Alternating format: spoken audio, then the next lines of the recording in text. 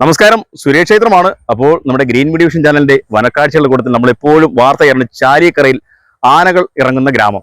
പക്ഷെ ഇന്ന് നമ്മൾ പുലികൾ ഇറങ്ങുന്ന ഗ്രാമമായിട്ട് പ്രഖ്യാപിച്ചിരിക്കുകയാണ്. അപ്പോൾ നമ്മൾ ഇപ്പോൾ നിൽക്കുന്നത് പിറവന്തൂർ പഞ്ചായത്തിലെ പെരുന്തോൾ ചാങ്ങാപ്പാറയിലാണ്. ഇവിടെ ഇന്ന് ഒരു പുലി കിണറ്റിൽ വീണു. അങ്ങനെ നമ്മൾ ആ പുലിയുടെ വിഷ്വൽ എടുക്കാനായിട്ട് എത്തിയതാണ്. കാഴ്ചകൾക്കപ്പുറം ഒരുപാട് കാഴ്ചകൾ വേറെയുണ്ട്. ഇവിടുത്തെ വനവാസികളുടെ ദുഃഖങ്ങളും അതുപോലെ അവരുടെ പ്രയാസങ്ങളും അവർ പറയുന്ന കാര്യങ്ങളുമൊക്കെ നമുക്ക് എത്ര പറഞ്ഞാലും തീരില്ല. ഇന്ന് പുലിക്കാഴ്ചകളാണ് നിങ്ങൾക്ക് തരുന്നത്. അതും നിങ്ങളുടെ ജീവിതത്തിൽ നിങ്ങൾ പലരും കണ്ടിട്ടില്ലാത്ത പുലികളെ കാണാൻ നമ്മുടെ ഈ പെരുന്തോട് തന്നെ വരണം. അപ്പോൾ ഓക്കെ.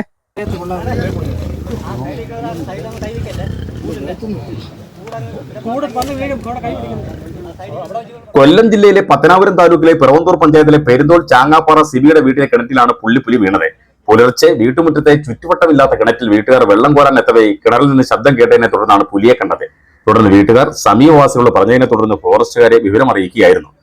പുനലൂർ DFO ഷാജികുമാർ IFSന്റെയും അഞ്ചൽ റേഞ്ച് ഓഫീസർ ദിവ്യയുടെയും പത്തനാപുരം റേഞ്ച് ഓഫീസർ മനോജ് എന്നിവരുടെ നേതൃത്വത്തിലുള്ള RRT സംഘം അമ്പനാർ പത്തനാപുരം ഡിവിഷനുകളിലെ ഫോറസ്റ്റ് ഉദ്യോഗസ്ഥർ പുനലൂർ ഫയർഫോഴ്സ് ടീം എന്നിവരുടെ നേതൃത്വത്തിൽ മണിക്കൂറുകളുടെ ശ്രമഫലമായാണ് മയക്കുപിടി വെക്കാതെ പുലിയെ വല ഉപയോഗിച്ച് കിണറ്റിൽ നിന്നും പുറത്തെടുത്തത്. പുള്ളിപ്പുലി വീണ വാർത്ത വരുന്നതോടെ നൂറുകണക്കിന് ആൾക്കാരാണ് ചാങ്ങാപ്പാറയിലെ വനപ്രദേശത്തേക്ക് എത്തിച്ചേർന്നത്. ആനയും കാട്ടുപോത്തും പുലിയുമടക്കം വന്യമൃഗങ്ങൾ ധാരാളമുള്ള വനമേഖലയോട് ചേർന്നതാണ് ഈ സ്ഥലം. വലയിലായ പുള്ളിപ്പുലിയെ അഞ്ചൽ റേഞ്ച് RRTയിലെ ഡോക്ടർ സിബിയുടെ നേതൃത്വത്തിൽ അമ്പനാർ സ്റ്റേഷനിലെത്തിച്ച് പരിശോധന നടത്തി. ഡോക്ടറുടെ പരിശോധനയിൽ പുലി ആരോഗ്യവാനാണെന്ന് വിലയിരുത്തുകയും ചെയ്തു. പെരുന്തോൾ, ചാങ്ങാപ്പാറ, സന്യാസിക്കോൺ തുടങ്ങിയ വനമേഖലകളിൽ നിരന്തരമായി വന്യമൃഗങ്ങളുടെ ശല്യം രൂക്ഷമാണ്. വനം വകുപ്പിന്റെ നേതൃത്വത്തിൽ കാര്യമായ നടപടികൾ സ്വീകരിക്കണമെന്നാണ് നാട്ടുകാരുടെ ആവശ്യം. കിണറ്റിൽ വീണ പുള്ളിപ്പുലിയെ യാതൊരു പരിക്കുകളും കൂടാതെ ഏറെ നേരത്തെ ശ്രമഫലമായാണ് ഫയർഫോഴ്സിന്റെയും ഫോറസ്റ്റിന്റെയും നേതൃത്വത്തിൽ കരക്കെത്തിച്ചത്.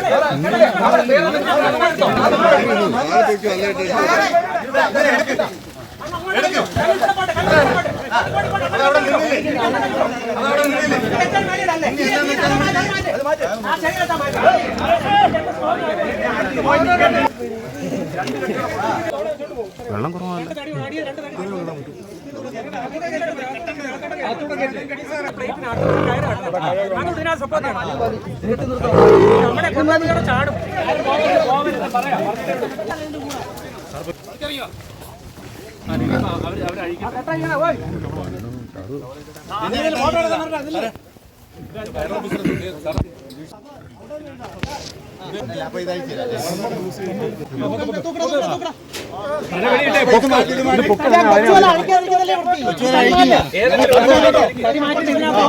എന്റെ പേര് തങ്കമണി, എന്റെ വീട്ടുപേര് പത്മവിലാസം. ഞങ്ങൾ 10-40 വർഷങ്ങളിലൂടെ താമസിക്കുകയാണ്. കൃഷി ചെയ്ത് ജീവിക്കാൻ ഞങ്ങൾക്ക് യാതൊരു ഗത്യന്തരവും. ഞങ്ങൾ കൃഷി ചെയ്താലേ ഒന്ന് പന്നി ശല്യം, രണ്ടിപ്പോ ഞങ്ങൾക്ക് പുറത്തോട്ട് ഇറങ്ങാൻ വയ്യാത്ത പോലെ ആന കൂട്ടത്തോടെ ആന ശല്യം, കൃഷികളും തെങ്ങുകളും മറ്റുള്ള ആദായങ്ങളെല്ലാം നശിപ്പിച്ച് വളരെ ബുദ്ധിമുട്ടിയാണ്. പിന്നെ അതുപോലെ തന്നെ 6 മണി കഴിഞ്ഞാൽ പിന്നെ ഞങ്ങൾ പുറത്തോട്ട് പോയി കഴിഞ്ഞാൽ വരാൻ പറ്റാത്ത, വനത്തിനുള്ളിൽ കൂടെ വേണം വരാൻ. ഇവിടെ ഒരു 10-50-60 വീട് ഇങ്ങനെ അങ്ങോട്ട് ഇങ്ങനെ വീടാ, അങ്ങോ സൈഡിലോട്ടും വീടാ. പട്ടയം കിട്ടിയിട്ടില്ല ഇതുവരെ, കൈവശരേഖ മാത്രമേ ഉള്ളൂ. അപ്പം ഇങ്ങനെയാണ് ഞങ്ങളുടെയൊക്കെ ജീവിതം. അപ്പൊ കുഞ്ഞുങ്ങളുണ്ട്, അവർക്ക് പഠിക്കുന്ന കുഞ്ഞുങ്ങളുണ്ട്, അവർക്കും സ്കൂളിൽ പോയിട്ട് വരാൻ വലിയ ബുദ്ധിമുട്ടാണ്. ബസ് താമസിച്ചു പോയാൽ അതും വലിയ ഭാരമാവും. ഇവിടുന്ന് പോവും, നടന്നു പോവും, പിന്നെ ബൈക്കുണ്ട്, ബൈക്കിന് പോവും. പക്ഷെ എന്താ ഉണ്ടെന്ന് പറഞ്ഞാലും ഒരു 6 മണി കഴിഞ്ഞാൽ പിന്നെ ഞങ്ങൾക്ക് പേടിയാ. പുലിശല്യം ഉണ്ടായിരുന്നു, നേരത്തെ ഉണ്ടായിരുന്നു. ഇതിപ്പോ ഒരു 3-4-5 വർഷം കൊണ്ട് ആനയും പുലിയും മറ്റുള്ള കാട്ടുമൃഗങ്ങളും ഒക്കെ ഒരു പങ്കടെ കഴിഞ്ഞ ആഴ്ച ഒരു പട്ടിയെ പിടിച്ചു. പിന്നെ അതിനപ്പുറത്ത് ഈ ഏരിയയിലുള്ള സകല പട്ടികളെയും പിടിച്ചു. ഇനിയിപ്പോ എന്റെ വീട്ടിലൊരു പട്ടിയുണ്ട്. വൈകിട്ട് ഒരു 6 മണിയായപ്പം 6-6:30 ആയപ്പോഴും ഞങ്ങൾ വന്ന വഴിക്ക് ആന മുമ്പ് കഴിഞ്ഞ് പോരുന്നു. ഞങ്ങളോട് പിന്നെ ജംഗ്ഷന് വരുമ്പോഴേ പറയും നോക്കി പോണോന്ന് പറയും. അപ്പൊ അങ്ങനെ ഇന്നലെ വന്ന് ഈ പുലി വരുന്നതിന് മുമ്പ് ആനയാണ് അവിടെ ശല്യം ഉണ്ടാക്കിയത്. അപ്പൊ ഇത് രണ്ടും കൂടെ ഇന്നലത്തെ ബഹളം. പുലി ഇങ്ങനെ ഓടിപ്പോന്നായിട്ട് കണ്ട്, പട്ടി കുരയ്ക്കും. പട്ടി 7 മണി 7:30 ആയി. ഇപ്പൊ ലൈറ്റ് വെട്ടത്തിൽ ഇനി കാണാമായിരുന്നു. അവര് വെള്ളം കോരാൻ വന്നപ്പോഴേ കണ്ടു. അങ്ങനെയാണ് എല്ലാവരും അറിഞ്ഞതും ഒക്കെ.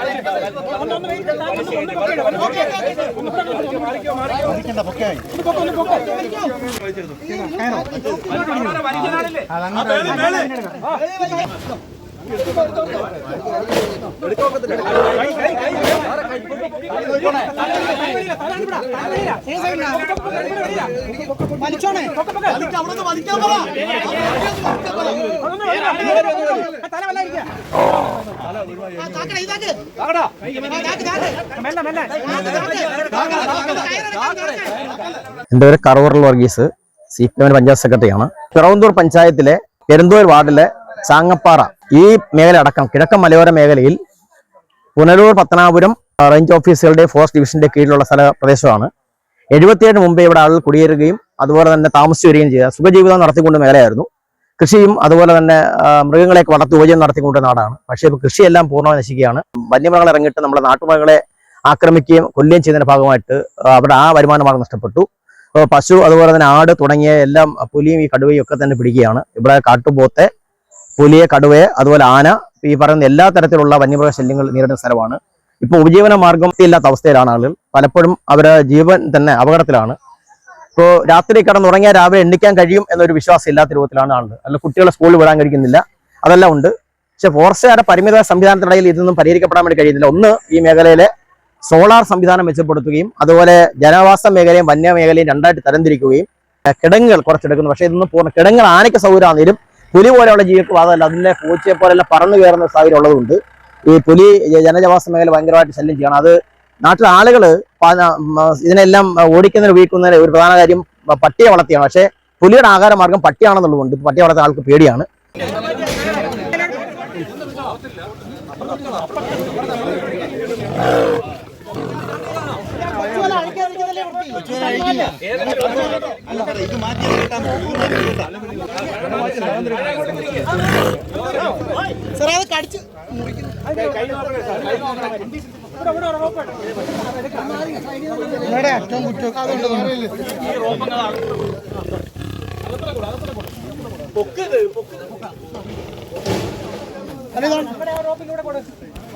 എന്റെ പേര് വിജയന.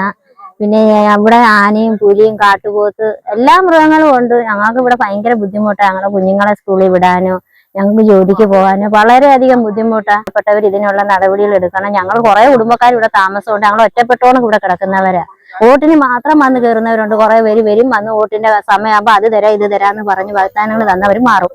പക്ഷെ ഞങ്ങൾക്ക് ഇപ്പം വേണ്ടത്, ഞങ്ങൾക്ക് അധികാരപ്പെട്ടവർ 50 കുടുംബക്കാരോളം ഉണ്ട്. ഞങ്ങൾ വേണ്ടത് ഉണക്ക് ഞങ്ങൾക്ക് എവിടെങ്കിലും ഒരു നിവൃത്തി ഉണ്ടാക്കി തരണം. ഞങ്ങളുടെ കുഞ്ഞുങ്ങളെ പഠിപ്പിച്ച് നല്ല നില ഞങ്ങൾ കൂലി വേലയ്ക്ക് പോയി ജീവിക്കുന്നവരാ.